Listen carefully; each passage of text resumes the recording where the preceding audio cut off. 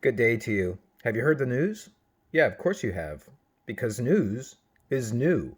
Isn't that the root of the word news? Something that's new.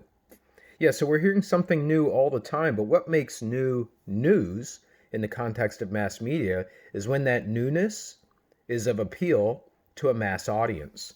That's what news is at its core.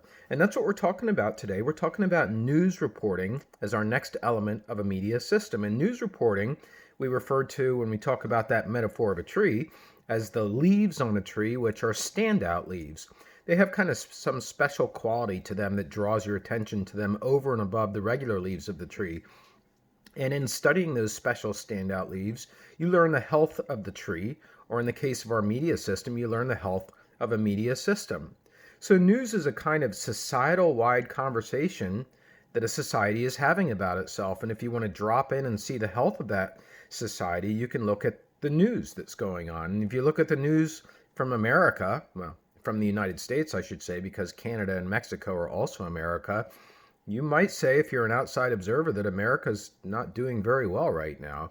America has the most coronavirus cases in the world, and America, the United States, excuse me, has a terrible race relations problem, an ongoing race relations problem, and it's arising in our big cities right now, and clashes between people who have radically different ideas about what the problem is. And this is what's in the news right now. It's a societal wide conversation that's taking place, and it shows us the health of our society. It also shows us the health of our media system. News does. As Alan Alberon, a researcher in mass media, says, news makes a media system viable because it is news which talks about the health of the overall media system. And if you go across our media system right now, you'll see a lot of dysfunction. If you watch Fox, if you watch MSNBC, if you watch CNN on television, you can see that those cable channels are going at each other. If you read the Washington Post, if you read the Washington Times, if you read the New York Times, you'll see that those three newspapers, not so much the Post and the New York Times, but the Washington Times, they're going at it as well. And so we can study news from a number of dimensions. Of course, the content of news is in and of itself interesting, but news is providing a larger commentary on the welfare of our society.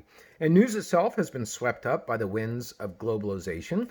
Many countries have figured out long ago that they can position a single news source not just for their own country, but to be a kind of arbiter of the world, to be talking about the world in a way that makes that news source the authority.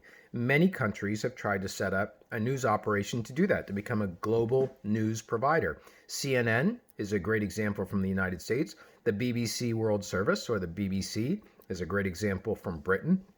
Deutsche Welle, a great example from Germany. CCTV 9, a great example from China. The CBC, although you don't see it that much, a great example from Canada. Al Jazeera, a great example from Qatar, representing in some ways the Middle East, the greater Middle East. And so you have news organizations that have become world authorities. These organizations are trying to position the country itself as being a knowledgeable country in order to be able to produce the news that the rest of the world is looking at. And these news organizations also act as an authority on world events. Now, there is a big difference between profit-making news and public service news. When you have profit-making news, which is most news in the United States, especially when you look at news on television, but also in newspapers and in radio as well. Radio, not so much, but in most media, news is a product. It's a profit-making product. It's talked about that. I mean, a reporter puts together a, quote, package. That's borrowing a marketing term. It's a product. That's what news is. It's meant to be sold. It's an intact, tangible good that has advertisements that are supporting it. And so when you have news delivered as a product, it's going to have different motives to it. It's going to have motives that are trying to make that news more sensational, to make it more appealing to a greater number of people so that the advertising dollars can be driven up because the audience is high. News does not have the same kind of focus in a product-oriented, profit-making media operation as news has in a public service, nonprofit organization, media organization. In that case, news is supposed to service the people. Ideally, if you're deciding as a news producer or a news editor what to start your first TV news story off with in a TV newscast, and you've got a choice between a school closing and you've got a choice between a fire, odds are you're going to choose the fire, even though a school closing is going to probably be impacting a lot more people, because the fire is much more sensational, especially on television. Those dancing flames, that's really interesting to look at. You can capture a lot of views with a fire. And so the fire gets distorted as an important story over a school closing. And that's what will happen in profit-making media, is you're going to have the more sensational stories rise to the top of the newscast, rise to the front page of the newspaper, rise to the front page of the website. And those stories that, even though they impact more people, they're not as glamorous, they're not as dramatic, don't have as much conflict, those stories are going to come later in whatever the news content is. So there is a big difference between private, profit-making news and public service news. Now, how can we take a look at news and pry it apart? How can we take a look at exactly where the news commentary is making a statement about society? How can we look at breaking news down into dimensions that will help us get at that commentary that news is making? So the first dimension that you can look at when you're studying news is bias versus objectivity. Now, this is oftentimes an unnatural distinction that's made because, let's face it, the people who write news are in fact people. People are human beings. People have biases. It's impossible, if you're a black male, to be reporting on the George Floyd story without being biased. And you should be biased, because growing up as a black male in the United States is probably the scariest thing that can happen to anybody of any race, to be a young black male. The police going around, maybe picking you up as a first suspect if there's a crime in the area, getting onto an elevator, people having look at you as like, uh-oh, am I on with a burglar? These are some of the few things that black males face from day one on this earth. And so they're not going to be, by and large, black males unbiased in reporting about this horrific, disgusting incident with George Floyd. They're going to be biased. And so bias is a relative term. Bias is a term that refers to whether, and more importantly, whether the media are open about their bias or whether they are hiding behind objectivity, which is the other dimension. When we look at bias, we look at objectivity. Objectivity is the idea that you are just reporting the facts and that you are keeping your own personal opinion out of the story as a reporter. And so when we look at objectivity versus bias, we say that there is no such thing as pure objectivity in news. It's impossible, because the people who create news are human beings. But what you can look at is the openness of the bias. Whether the organization actually says we are a conservative organization, we're a liberal organization, we're an Antifa, which is anti-fascism organization, we're a white supremacist organization. You know, I'm using examples from what's happening in the George Floyd series of news events that are continuing to take place as an example of bias versus objectivity. Now, if we look deeper at bias versus objectivity, we can look at the way that news reports and comments on whether it's bias or objective. So one way is whether there is actually commentary in the news. Now, on television, normally if you have commentary, you will have a chief officer of the TV station, usually the general manager, who will say, this is going to be commentary. And we're going to label it up front as commentary, rather than starting off a lead story in a newscast and making it commentary about George Floyd or about whether the pandemic is a hoax. Those are opinions, right? But when they come later in the TV newscast, they're usually identified along with a manager making that special commentary. In the newspaper world, we have an opinion page that gets across commentary. Opinion pages usually fall deeper in the newspaper. The hard news comes up front, and then we get to the letters from the editor, and we get to the syndicated columnists. Those are columnists that don't work strictly for the newspaper you're reading, but they make comments like George Will is a Eugene Robinson, both really well-respected reporters and lifelong commentarians, if you want to consider them that. That's how commentary often comes out in newspapers. Another area that you can look at in bias versus objectivity is a new form of journalism called advocacy journalism. Advocacy journalism is acknowledging that journalism should not be objective, that actually journalism should be trying to affect change. So you will see a lot of advocacy journalism right now. You see advocacy journalism arguing that people should be protesting the George Floyd murder. There's a protest today in Stroudsburg that's going to take place to commemorate that. Advocacy journalism will be urging people to join that protest. That's what advocacy journalism does. Advocacy journalism in the past has taken on issues like preventing immigration. That would be more on the conservative side of things. So advocacy journalism does away with the idea that the news is objective and says we are actually upfront saying that we want, by virtue of our news reporting, to affect change that is advocating for a group that the change is going to benefit. And then a final area that we can look at with bias versus objectivity is meta messages. META, meta messages. Meta messages are the slogans, the branding that organizations use to try and identify their news and identify whether they are biased or objective, although the meta messages themselves can be misleading. For example, Fox has a meta message, "We report, you decide." Okay, that sounds very acceptable to most people. But in actual fact, Fox is communicating across most shows a particular point of view, a way of seeing the world. Similarly, CNN is using a brand new moniker, a brand new meta message, which is called "Just Facts." Just facts. That's what CNN is promoting itself as now. That's the branding that it's using. But if you watch Don Lemon or Chris Como in the evening, they are both journalists who have quasi-talk shows, but they are also news programs.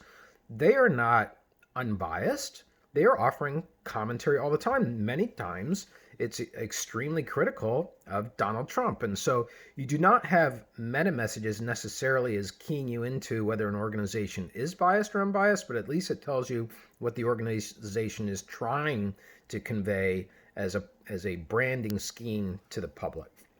Now let's go to the second dimension of news that we're going to discuss, and this is called entertainment versus serious news.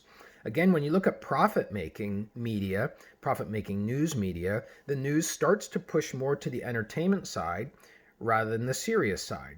What do we mean by this, entertainment versus serious news? Let's break it down. The first would have to do with what kinds of people are covered in the news.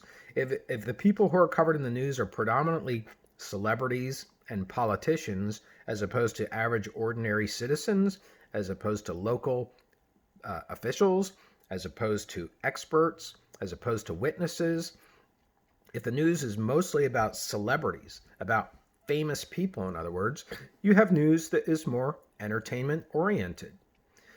Another area that you can look at when you're trying to discuss entertainment versus serious news is the priority of the news. That is, which stories come first. Is it the stories about the stars? I mean, not the stars up there, but about Hollywood stars. Is it the stories about scandals? Is it the stories about things going wrong, natural disasters, for example, or parking garages collapsing? Is it those stories, or is it the stories about the school closings, or about a new park that has been opened up, or about a volunteer blood drive? These stories are going to be at the back end of a newscast and at the back end of the newspaper pages and at the bottom of web pages more often than not.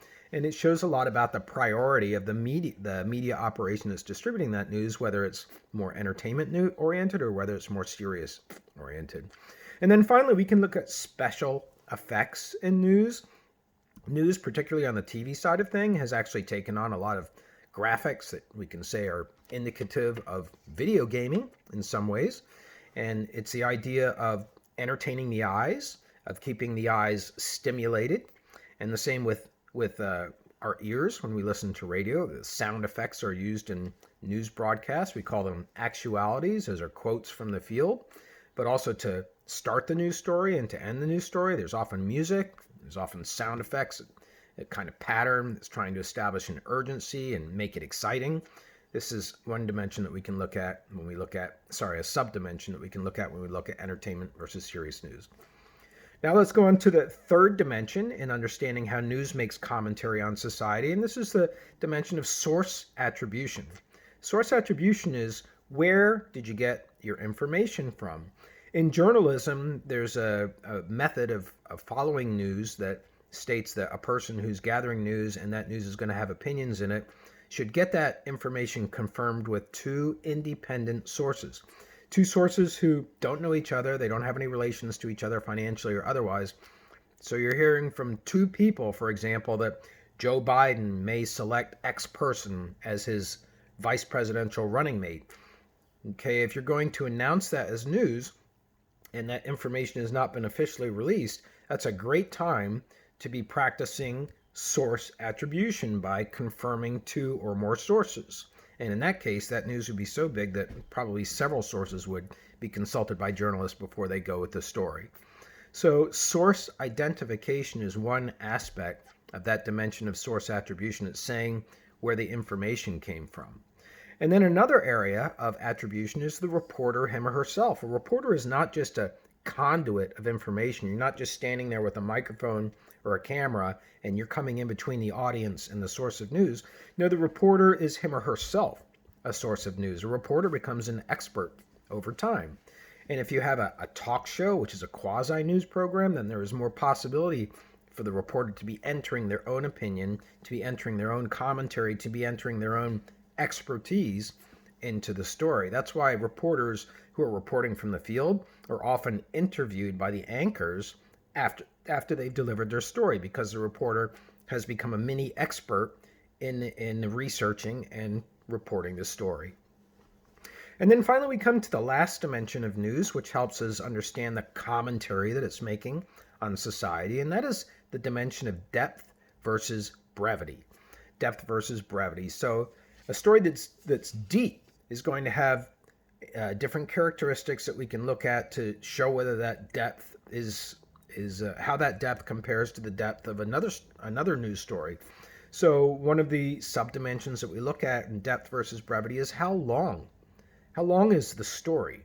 Is it 1 minute? Is it 2 minutes? Is it 3 minutes? Is it a whole half hour long like a documentary can do?